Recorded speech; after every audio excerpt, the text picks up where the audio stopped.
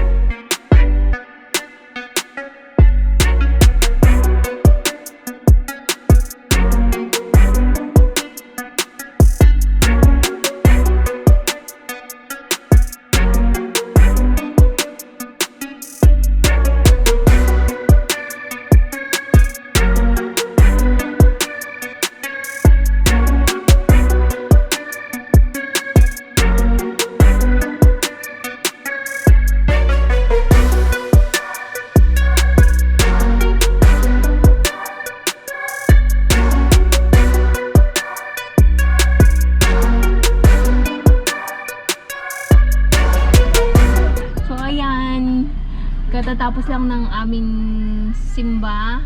Time check 12:10 na ng tanghali. Pauwi na kami and then lunch and then tignan natin kung ano pa yung magaganap.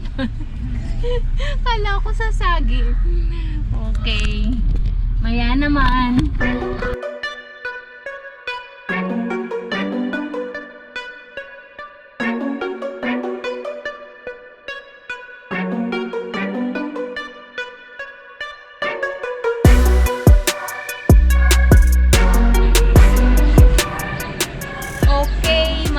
Magandang hapon. Alas 5 na. So matirik pa ang araw sa amin. Pagka ganitong oras kasi mahaba na ang araw kesa sa gabi. So finally magagawa ko na ang naka-schedule ko dapat gawin kahapon. And mag-gloves tayo. Yung gloves ko ganito. And then, ano ba? Dapat, mag-walking kami. Alis kami, may pupunta kami ni Santos. Kaya lang nga, sabi ko, gusto kong tapusin itong yung pagtatanim ba tsaka pag-harvest para bukas, iba naman yung gagawin ko. Kaya siya na lang yung aalis and ako ay magstay dito sa bahay kasi late na rin and magpe-prepare pa ako ng dinner mamaya. Mabilis lang ang oras nowadays. Sandali lang, kunin ko pala yung yung buto ng lettuce. So eto yung gagamitin kong yung itatanim ko. Konti lang, hiwa-hiwalay. Kasi last time, yung pagka ibinuhos ba, nahihirapan akong tanggalin. Kailangan kasi hindi sila kabit-kabit. Ano ba yun? Hindi sila tabi-tabi. Hiwa-hiwalay dapat. So ngayon, lalagay ko siya dito. Lagyan ko ng lupa to. Tapos, hopefully mabuhay. Hindi ako sure kung malamig ang aking kamay sa paghahalaman. Try ko today. So tara na. Mag-gardening na tayo for today's video. So, unahin natin tanggalin itong mga lettuce na nandito. I-harvest ko na lahat. Magtatanim din sana ako ng, anong tawag doon? Yung coriander. Kaya lang, wala pala kaming coriander. So, lettuce na lang muna. So, eto na din yung i-dinner namin mamaya. Kasama ng roti.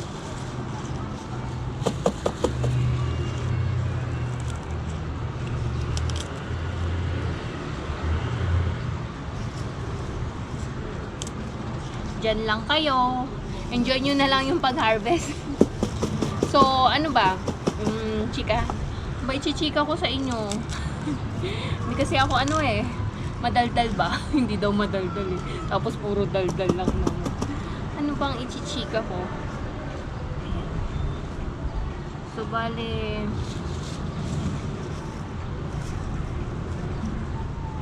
may coriander dito. Lutin na din natin. So, wala naman kaming masyadong ginawa kanina. Pag Saturday, ganito kami sa bahay every Saturday. Pagkagaling sa church, unless na may mga invitation, birthdays, or bisita sa bahay. Ayun. Pero usually, hindi kami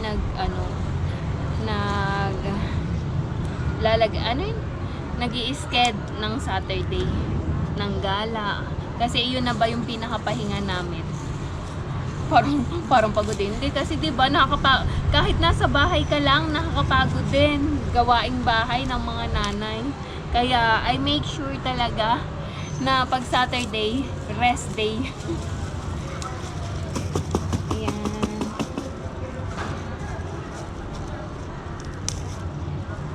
Kaya, yun. Ayan. Tanim tayo maya-maya.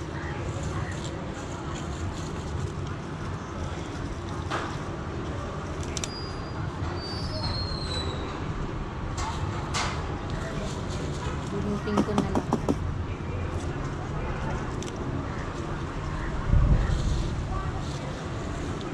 Sabi ko kay Champ, siya magbilig dun sa iba pa. Alam nyo, nakakatuwa kasi si Champ, nauutusan ko na siya, nakakatulong ko na siya sa bahay, sa mga gawaing bahay, yung simpleng paghugas ng pinggan. Halimbawa, kahapon nagluto ako ng puto. So, yung mga molder, siya na yung naghuhugas. Yung mga kaya niya ng hugasan, tinitrain namin siya na maging independent. Lalo na syempre pagka lumaki-laki ka na, hindi naman natin masabi na dito pa rin siya or kung saan niya gustong mag-aral, kung saang bansa niya gustong mag-aral. Mahal kasi education dito, grabe, as in sobra. Daig pa yung daig pa yung nasa private school dyan sa Pilipinas. Pang college na tuition fee. Kaya Sa mga bago po sa aking channel, isa lang po yung anak ko, si Champ lang. Kasi mahirap magpaaral, magastos. Ayun. Tapos si Santos, bale, sa mga nagtatanong din po ano yung work ni Santos, siya po ay graphic designer, nagagawa ng video, nag-edit ng video. Mostly kadalasan hindi ko masabi yung price range niya kasi per video yung home base po. Home base siya, so per video yung bayad sa kanya. Ganon. So, ayan. So, palagi nyo siya nakikitang kasama ko. Freelance po siya, freelance. Sa mga lakaran ko, kasama ko siya. Hala, nakakangawit maupo. Ayan. Ang sakit ng likuran ko. May kamatis kami dito. Ang galing ko na nga rin to. Lalo ma? Kina? Ma? Malay?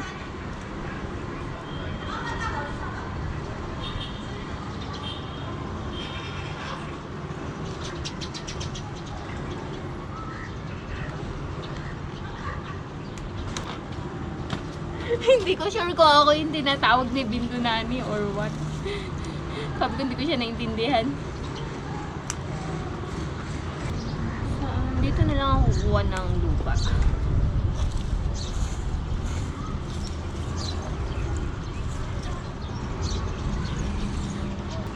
Napakita ko na ba sa inyo? May tinanim si Santos na mga poinsettia. Ayan. Dito. Ayan o. Nagbumubunga na siya. Ay hindi. Umuusbong na ba siya? Ayan o. Tapos, saan pa ba? Ayan. Tinanim niya din. Wala pang usbong. Ito o. Umuusbong na. Poinsettia yan. Tapos, meron din dito. Ayan. So, pag lumaki-laki yan, magiging red. Magiging red na lahat itong paligid na to. Maganda na siyang tingnan. So, mag-harvest lang ako ng tapos magtanim na tayo. And then, tuyo na yung kadidilig ko lang kahapon. Kahapon ba ako nagdilig? Mag-harvest na din ako nitong nung, ang tag nito? Nitong green beans kasi meron na rin. Masarap talaga pag fresh. Manamis-namis ang green beans. Kaya gusto namin kahit gisa lang siya. So, harvest day tayo today. Today is Saturday. Ayan.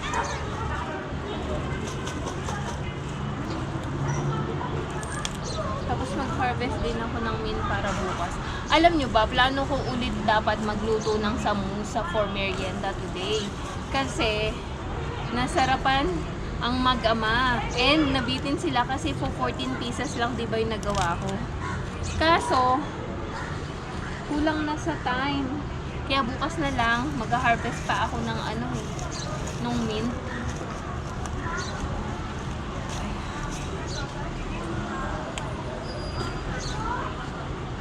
So, ito lang ang ating ganap for today. Share ko lang sa inyo na nag-gardening din ako. Dito lang ako natutong mag-gardening.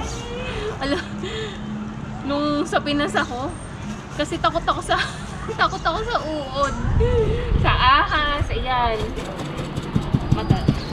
Okay sa akin yung okay pa sa akin ng ipis. Pero pagdating sa ahas, takot na takot ako sa ahas. Wala, puno na ang aking bilao. Kaya, buti na lang dito, walang uod pa. Hindi pa season ng uod. Pag tag-ulan, daming uod na lumalabas. Meron ding nag-comment last time na since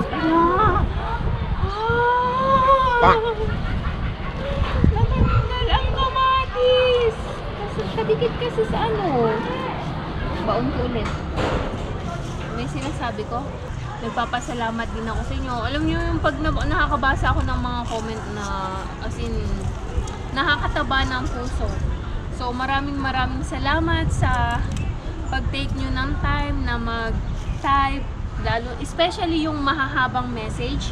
Binabasa ko talaga siya kasi sobrang na-appreciate namin yung bawat type nyo ng message, yung silent viewer tapos napapa-comment. So sobrang appreciate po namin yun. Maraming salamat. Saglit lang. Okay, pagpatuloy natin, matatapos na ako mag-harvest pero yung tanim hindi pa. Ng lettuce pala. Ano ba yung sinasabi ko? Iyon. So, sobrang na-appreciate po namin ang bawat comment nyo. Ang bawat type nyo ng message. Sobrang nakaka-uplift. Nakaka-inspire. And lahat ng nakakataba ng puso. Ayun. So maraming salamat.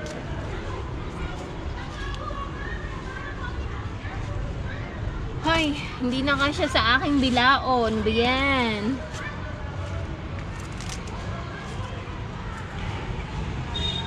Ano kaya iluluto kong dinner today? Any suggestions? Masarap na dinner na pang ano yun? Alam, binunot ko tong nabunot din tong kamatis. Ayan. Ayan o. Nagdak pa. Ayaw nang tumayo. Any suggestions ng masarap na dinner na mabilis lang? Easy to prepare. Papalitan ko kasi siya. So, harvest na natin lahat. Kasi ganito siya, dikit-dikit. Mahirap dapat hiwa-hiwalay, ang kakapal pa naman.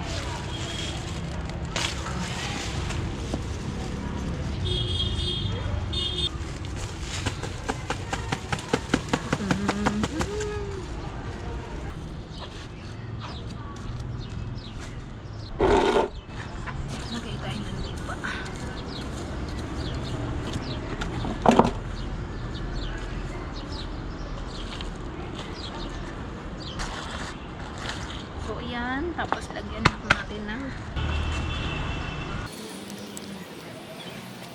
ganito siya.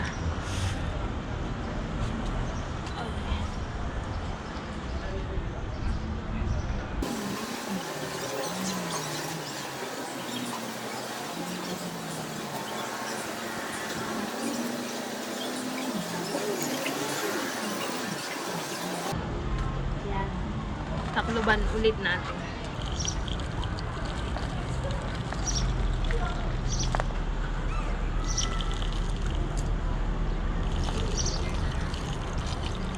Hopefully mabuhay.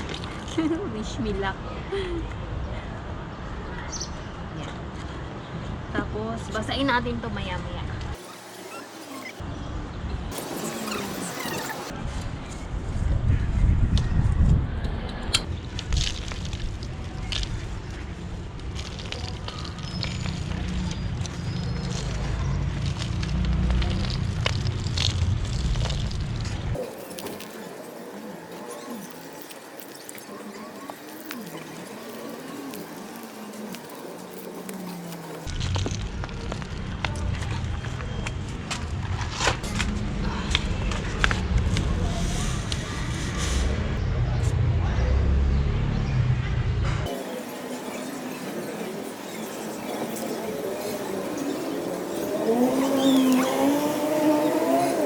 Hindi ko siya ubusin para palaging meron. Yan. Takluban natin. Nakakapagod pala mag-gardening. Kuha tayo ng lupa. Nilagyan to si Buwa bago umalis. Nilagyan niya to ng pataba. Namili siya ng fertilizer. Hopefully maging successful. Yan. Okay, so ayan na. Update ko kayo pagka namulaklak siya. Ay, namulaklak. Pagka lumaki siya, tubigan ko maya-maya. Mag-harvest muna tayo ng green beans naman.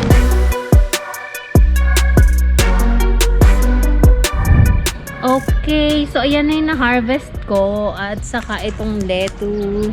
So hugasan ko lang to din, ilagay ko sa ref stocks. And ngayon ay magdidilig na ako kasi medyo dry na ang mga lupa.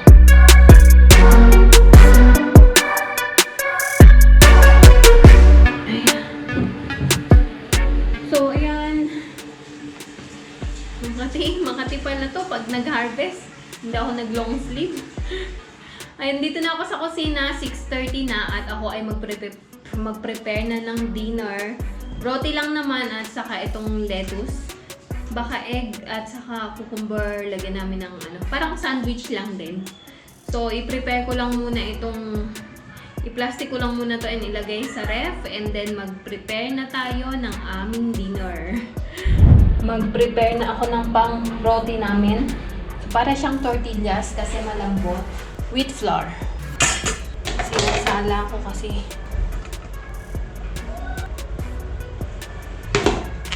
Cornstarch.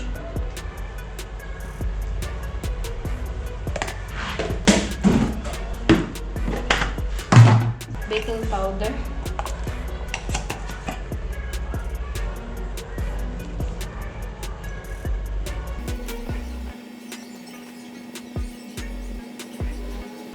Ayun o, may ganun-ganun siya. Lagyan ko ng oil.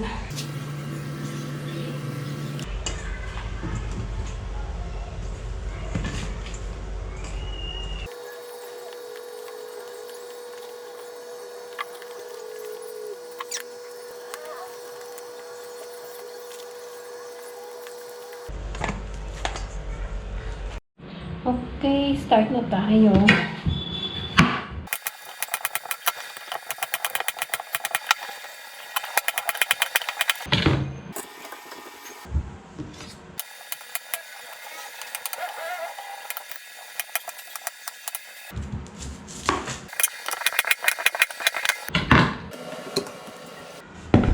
So, iyan na ang ating filling para sa roti.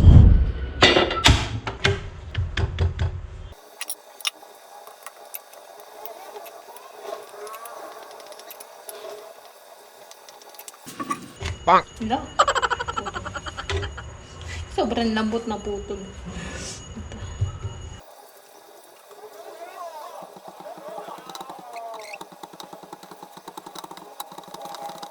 Hot.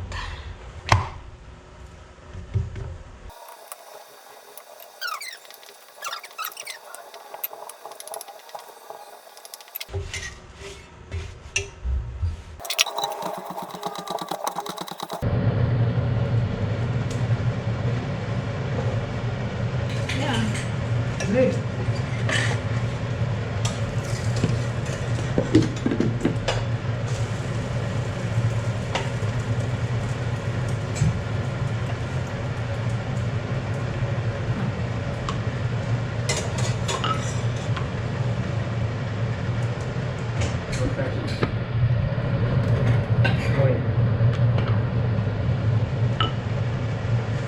Too much.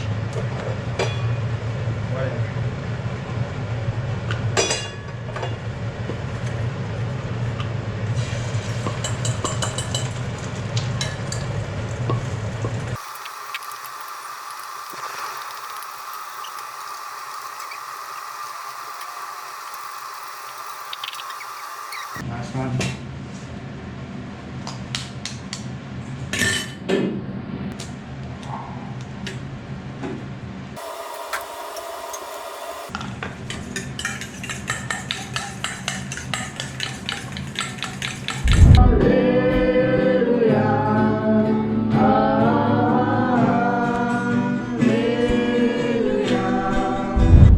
Ayan, so tapusin lang namin ang aming pagkain. Time check, ano na 9:20 na ng gabi. So, magre-refresh, maglilinis ng kusina, refresh, and then tulog na din kasi may pasok. You have school tomorrow, right? Yeah. Dami ng ano. Anyway, ayun, may pasok pa bukas kaya maaga magigising. So, hanggang dito na lang po muna ang aking video for today. Ito ang aming Saturday. Ganito kami pagka every Sabado. So, maraming salamat pong muli sa pagsama nyo sa amin sa araw na ito. At maraming salamat din po sa bawat like, comment at shares sa aming mga videos. Gayon din po sa mga hindi po nag-i-skip ng ads. Sobrang thank you po sa inyong lahat. Sa mga bago po sa aming channel, baka naman po pwedeng pakiclick ang subscribe button below at ang notifications bell na din para updated kayo sa aming mga bagong videos. So hanggang dito na lang po muna muli. Magandang gabi. Good night everyone. God bless. Bye-bye.